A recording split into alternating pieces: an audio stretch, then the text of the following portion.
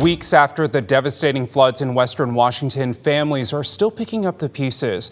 Last week, the state announced millions more dollars for recovery. Madeline Carter introduces us to one family getting support. Weeks after the White River flooded, water is still lingering beneath this house in Pacific. It's probably like a foot or two of water. Yeah. The soaked crawl space.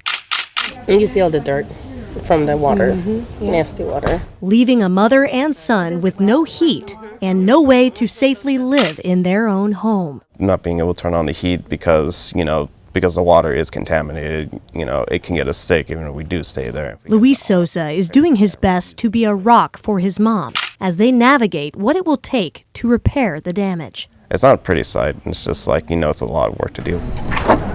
When you're going through something like Luis's, it can be tough to know where to start.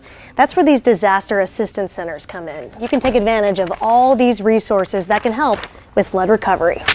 Here at the Auburn Library, a long list of organizations, including the Salvation Army and the American Red Cross, are helping people impacted by flooding find food and housing, fill out damage surveys, and file insurance claims for repairs Luis knows will be costly. Easy, like tens of thousands of dollars. On Friday, Governor Bob Ferguson announced an additional $2.5 million in state disaster funding, designed to help fill the gap as families wait for FEMA assistance.